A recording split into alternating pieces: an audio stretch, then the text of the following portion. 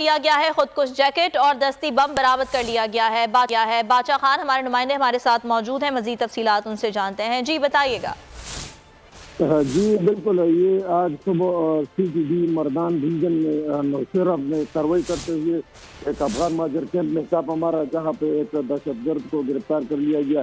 CTD ذرائع کا کہنا ہے کہ دہشت گرد کے قبضے سے ایک خودکش جیکٹ اور ہینڈ گرنیٹ اور دیگر اسلحہ بھی برآمد ہوا ہے۔ انہوں نے یہ بھی بتایا کہ دہشت گرد کا تعلق ضلع چارسدہ ہے اور انہوں نے یہاں پہ کوڑا خٹک مہاجر کیمپ میں پناہ لی رکھی ہوئی تھی۔